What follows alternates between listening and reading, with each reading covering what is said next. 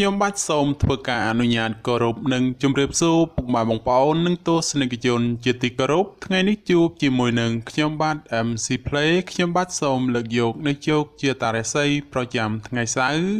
ថាតើនៅក្នុងថ្ងៃនេះដួងរាសីរបស់ពុកម៉ែបងប្អូនប្រែប្រួលផ្លាស់ប្ដូរទៅជាយ៉ាងដូចម្តេចនោះដើម្បីកុំឲ្យខាតពេលវេលាសូមអញ្ជើញរីករាយសន្តាប់ជាមួយនឹងខ្ញុំបាទដូចតទៅសម្រាប់អស់លោកអ្នកដែលកើតឆ្នាំជូតកណ្ដុរមាសអូបរ៉ាចិញ្ចឹមនាំលៀបនាំជ័យនាំសុភមង្គលប្រាថ្នាអ្វីបានសម្រេចហើយអនាគតខ្លាយជាអ្នកមានស្ដុកស្ដំ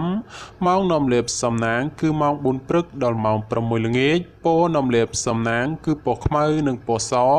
លេខនាំលៀបសំណាងគឺលេខ32និងលេខ78សូមខមមិនលេខ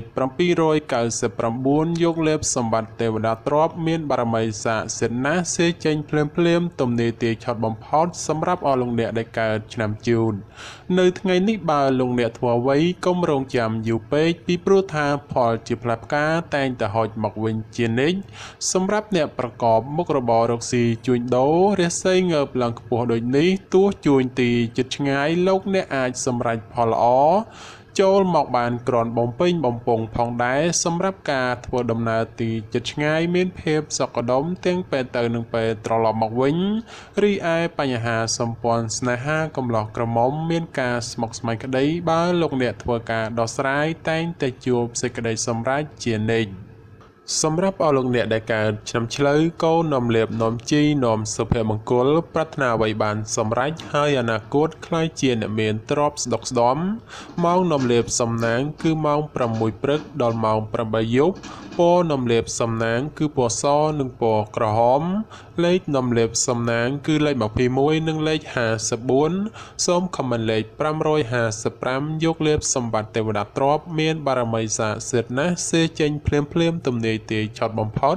និងមានសំណាងល្អប្រទានសម្បត្តិមហាសិទ្ធិមានលៀបមានជ័យមានលុយចូលហោហៀចំពោះឆ្នាំឆ្លូវនៅថ្ងៃនេះយាអូនរបស់អស់លោកអ្នកមិនគប់ប្រសាទេចូលមានការប្រយ័ត្នប្រយែងអារម្មណ៍មួម៉ៅក្តៅក្រហាយមិនដឹងមុខក្រោយនាំឲ្យកើតរឿងតូចคล้ายជារឿងធំណាមួយគេចោមរំស្អប់បង្កជាឥទ្ធិពលអាក្រក់រោគនឹកស្មានមិនដល់ក្រៅពីនេះបើមានការប្រកបកិច្ចការងារលោកអ្នកអាចជួបរឿងរ៉ាវចំនួនកាត់ឡើងដូច្នោះក៏បីមានការប្រុងប្រយ័ត្នប្រយែងបើមិនដូច្នោះទេចូលធ្វើគោធ្វើថ្លង់ខ្លះទៅប្រសើរ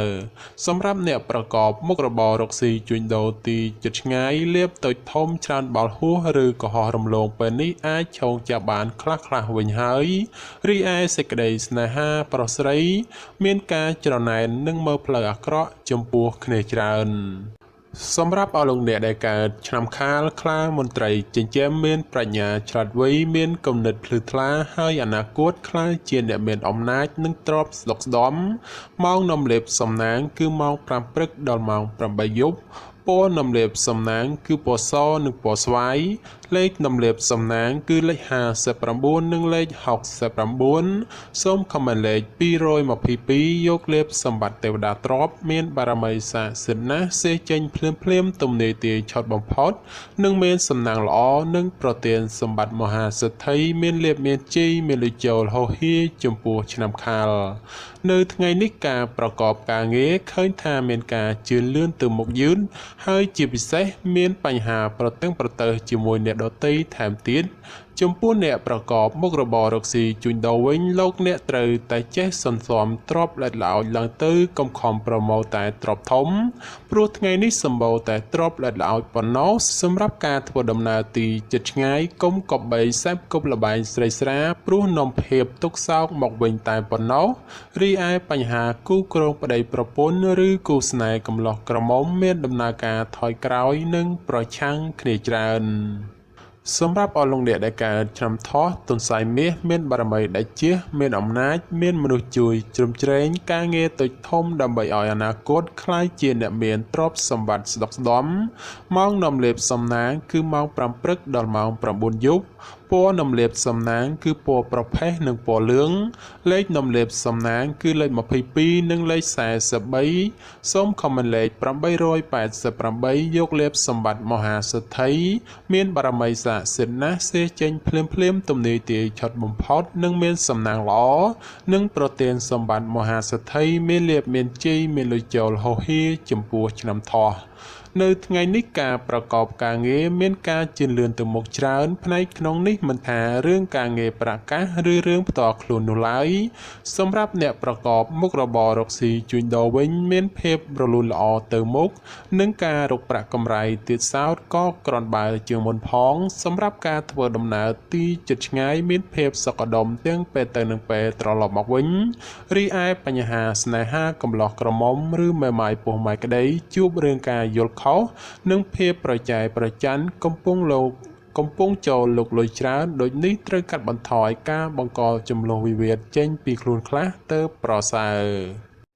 សម្រាប់អស់លោកអ្នកដែលកើតឆ្នាំរោងពោះអ្នកក្រេតមន្ត្រីចិញ្ចឹមធ្វើកិច្ចការងារអ្វីមួយតែងតែមានគំនិតជ្រះថ្លាប្រាថ្នាអ្វីបានសម្រេចធ្វើការតូចធំតែងតែមានអ្នកគ្រប់គ្រងទំនុកបំរុងសពគ្រប់បែបយ៉ាង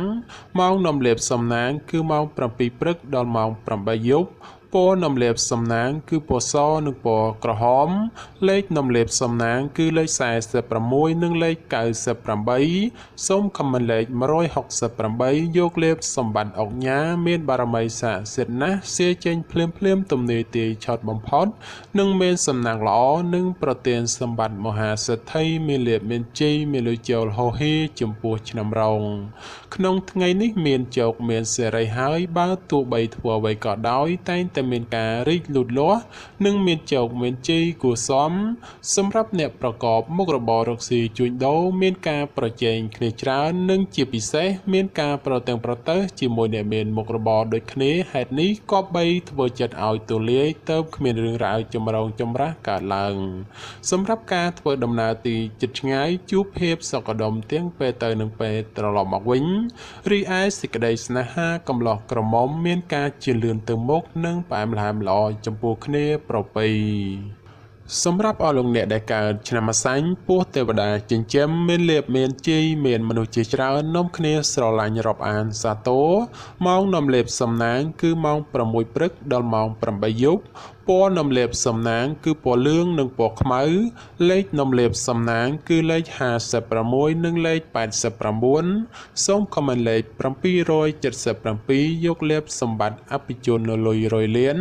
មានបារមីស័ក្តិសិទ្ធិណាស់សេចេញភ្លាមទំនាយទាយឆុតបំផុតនិងមានសំណាងល្អនិងប្រទានសម្បត្តិមហាសិទ្ធិមានលៀបមានជ័យមានលុយចូលហោហៀចំពោះឆ្នាំអាសាញ់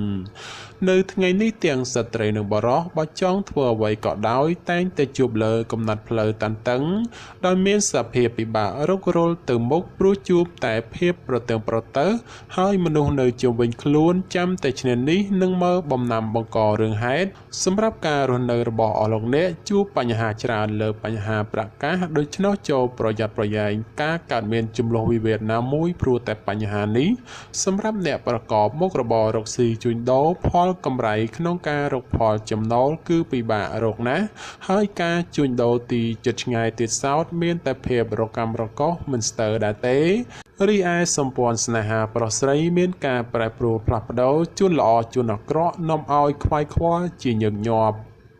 សម្រាប់អស់លោកអ្នកដែលកើតឆ្នាំមមីសេះមេតបចិញ្ចឹមនាំលៀបនាំជ័យនាំសុភមង្គលប្រាថ្នាអ្វីបានសម្រេច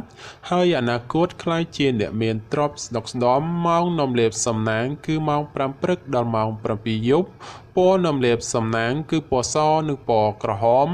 លេខនំលាបសំណាងគឺលេខ38និងលេខ56សូមខមមិនលេខ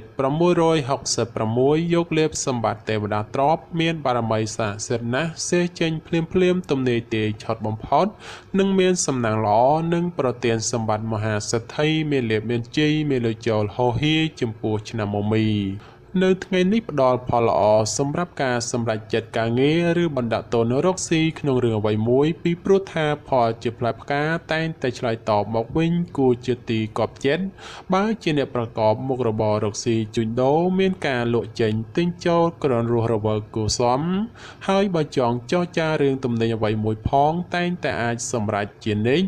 រីឯសម្ព័ន្ធស្នេហាកំឡោះក្រមុំមានការរីកចម្រើនលូតលាស់ទៅមុខ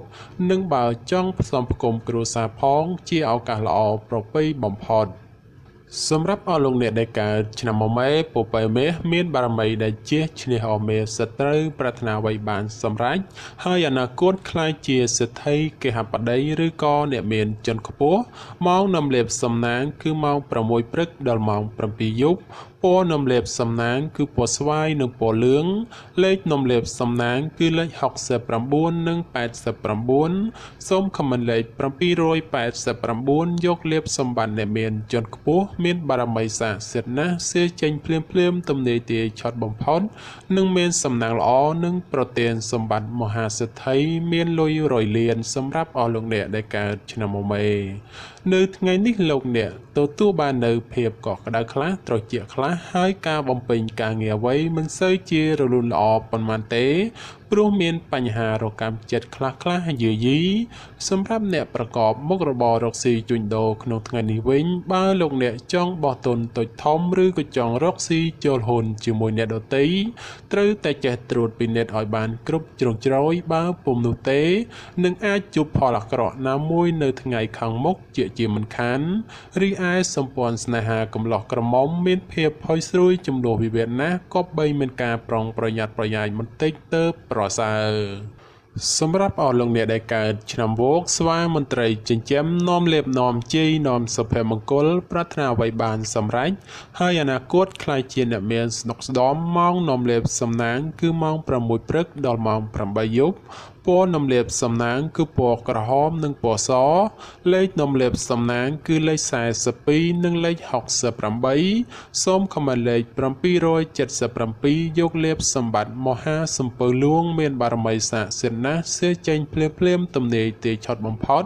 និងមានសំណាងល្អនិងប្រទានសម្បត្តិមហាសេដ្ឋីមានលៀបមានជ័យមានលុយចូលហោហៀសម្រាប់ឆ្នាំវោកនៅថ្ងៃនេះបើទោះបីធ្វើអ្វីក៏ដោយចូលប្រយ័ត្នប្រយែងទទួលរងការខូចខាតអ្វីមួយរកនឹកស្មានមិនដល់ក្រៅពីនេះបើមានទំនាក់ទំនងការងារឬក៏ធ្វើអ្វីមួយងាយនឹងភ្លៀងផ្្លាត់ណាស់ក៏បីមានការប្រុងប្រយ័ត្នប្រយែងទើបអាចជាផុតពីផលលំបាកទាំងពួងទៅរួចសម្រាប់ការធ្វើដំណើរទីជិតឆ្ងាយចូលប្រយ័ត្នប្រយែងក្រុមមនុស្សបៀតបៀនយាយីដោយប្រការណាមួយរីឯសេចក្តីស្នេហាប្រស្រីមានដំណើរការថយក្រោយចូលប្រយ័ត្នប្រយែងជំលោះវិវាទឈានដល់ការបែកបាក់សម្រាប់អស់លោកអ្នកដែលកើតឆ្នាំរកាមន់មាសមន់ប្រាក់នាំលៀបអបរាជចិញ្ចឹមមានសំណាងល្អឈ្នះអស់មេសត្រូវប្រាថ្នាអ្វីបានសម្រេចហើយអនាគតខ្លាយជាសេដ្ឋីគេហបតីឬអភិជនជាន់ខ្ពស់ម៉ោងនាំលៀបសំណាងគឺម៉ោង5ព្រឹកដល់ម៉ោង7យប់ពណ៌នំលេបសំណាងគឺពណ៌ក្រហមនិងពណ៌លឿងលេខនំលេបសំណាងគឺលេខ44និងលេខ56សូមខមមិនលេខ168យកលេបសម្បត្តិអ្នកមានជាន់ខ្ពស់មានបារមីស័ក្តិសិទ្ធិណាស់សេចេញភ្លាមទំនាយទាយឆត់បំផុតនិងមានសំណាងល្អនិងប្រទានសម្បត្តិមហាសេដ្ឋីមានលៀបមានជ័យមានលុយចូលហោហៀចំពោះឆ្នាំរកានៅថ្ងៃនេះយអូនបានងើបឡើងខ្ពស់ដូចនេះជាឱកាសល្អច្រើនសម្រាប់អស់លោកអ្នកពង្រីកការងារអ្វីមួយពីព្រោះថាតែងតែហុចផលល្អចូលមកច្រើនជាងអាក្រក់ចំពោះអ្នកប្រកបការងាររាជការឬក៏ធ្វើការក្រុមហ៊ុនឯកជនបើទោះបីការងារមមាញឹកក៏ដោយតែក៏មានសំណាងល្អមកវិញគឺធ្វើច្រើនតែងតែហុចផលច្រើនជានិច្ចក្នុងពេលនេះដែរលៀបមានច្រើនគួរសមដោយនេះជាឱកាសល្អក្នុងការពង្រីកមុខចំនួនព្រោះផលជាផ្លែផ្កាតែងតែឆ្លើយតបមកវិញគួរជាទីពេញចិត្តតែយ៉ាងណាលោកអ្នកឲ្យប្រយ័ត្នប្រយែងគ្រោះថ្នាក់ចាញ់បោកគេក៏មានខ្ពស់ផងដែររីឯបញ្ហាសម្ព័ន្ធស្នេហាកំឡោះក្រមុំលោកអ្នកមិនគួរក៏បីលង់លក់តែក្នុងរឿងស្នេហាខុសប្រក្រតីដែលនាំឲ្យអនាគតមិនប្រសើរ សម្រាប់អស់លោកអ្នកដែលកើតឆ្នាំចោសំណក់នំលៀបអូប៉ារ៉ាចិញ្ចឹមមានសំណាងឆ្នេះអមេសត្រូវប្រាថ្នាអ្វីបានសម្រេចហើយអនាគតខ្លាយជាសិទ្ធិគេហបតីឬក៏អ្នកមានជាន់ខ្ពស់ម៉ោងនំលៀបសំណាងគឺម៉ោង6ព្រឹកដល់ម៉ោង9យប់ពណ៌នំលៀបសំណាងគឺពណ៌ខ្មៅនិងពណ៌ប្រផេះលេខនំលៀបសំណាងគឺលេខ14និងលេខ38សូមខមមិនលេខ168យកលៀបសម្បត្តិអ្នកមានជាន់ខ្ពស់មានបារមីស័ក្តិសិទ្ធិណាស់សេចេញភ្លាមទំនេរទាយឆុតបំផុត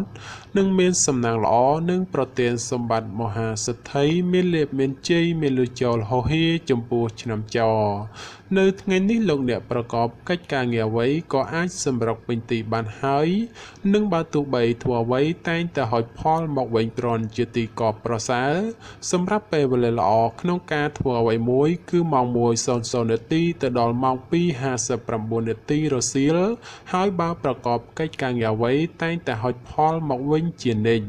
ចំពោះអ្នកប្រកបមុខរបររកស៊ីជួញដូរលោកអ្នកបើចង់បើកហាងថ្មីឬក៏ផ្លាស់ប្ដូរទីកន្លែងលក់ដូរជាឱកាសល្អប្រពៃណាព្រោះថាផលជាផ្លែផ្កាឆ្លើយតបក្រនកបប្រសើរសម្រាប់ការធ្វើដំណើរទីជិតឆ្ងាយមានភាពសុខដុមទាំងពេលទៅនិងពេលត្រឡប់មកវិញរីឯសេចក្តីស្នេហាកំឡោះក្រមុំឬមេម៉ាយពោះម៉ាយក្តីបើមានរៀបអាពាហ៍ពិពាហ៍ឬចូលស្តីដណ្ដឹងតែងតែសម្រេចដោយគប់បំណងសម្រាប់អស់លោកអ្នកដែលកើតឆ្នាំកុរជ្រូកនាំលៀបនាំជីនាំសុភមង្គលប្រាថ្នាអ្វីបានសម្រេចហើយអនាគតខ្លាយជាអ្នកមានទ្រព្យសម្បត្តិស្ដុកស្ដំម៉ោងនាំលៀបសំណាងគឺម៉ោង5ព្រឹកដល់ម៉ោង8ល្ងាចពណ៌នំលៀបសំណាងគឺពណ៌សនិងពណ៌លឿងលេខនំលៀបសំណាងគឺលេខ69និងលេខ89សូមខមមិនលេខ567យកលៀបសម្បត្តិទេវតាទ្រព្យមានបារមីស័ក្តិសិទ្ធិណាស់សេចេញភ្លាមទំនេរទាយឆុតបំផុតនិងមានសំណាងល្អនិងប្រទានសម្បត្តិមហាសិទ្ធិមានលៀបមានជ័យមានលុយចូលហោហៀចំពោះឆ្នាំកុរនៅក្នុងថ្ងៃនេះបើលោកអ្នកធ្វើអ្វីត្រូវធ្វើដោយសន្សឹមកុំបំបោលនោះផលល្អនឹងហុចឲ្យវិញដូចជាទីកប់បំណងសម្រាប់ការប្រកបការងារក៏ដូចឆ្នោះដែរលោកអ្នកត្រូវតែធ្វើថ្នាក់ធនកណ្ដាលឬមិនសំខាន់ពេកព្រោះថាបើធ្វើធំពេកឬសំខាន់ខ្លាំងពេកផលជាផ្លែផ្កាដែលហុចមកវិញមិនសូវដូចគប់បំណងប៉ុន្មាននោះឡើយចំពោះអ្នកប្រកបមុខរបររកស៊ីជួញដូរលោកអ្នកឲ្យប្រយ័ត្នប្រយែងជន់ខិលខូចតាមលួចបន្លំឬបង្ករឿងហេតុដោយប្រការណាមួយរីឯសេចក្តីស្នេហាប្រុសស្រីមានការខ្វាយខ្វល់ព្រោះតែការប្រឆាំងគ្នាមានច្រើនជាងសពមួយដងបាទចំពោះជោគជាតារាសីប្រចាំឆ្នាំទាំង12ខ្ញុំបាទក៏សូមបញ្ចប់ត្រឹមតែប៉ុណ្ណេះជាចុងក្រោយប្រសិនបើមានពាក្យលើសលួសខ្វះខាតត្រង់ប្រការណាមួយសូមពុកម៉ែបងប្អូនជួយអធ្យាស្រ័យដល់រូបខ្ញុំបាទផងហើយខ្ញុំបាទក៏សូមអរគុណនិងសូមជម្រាបលា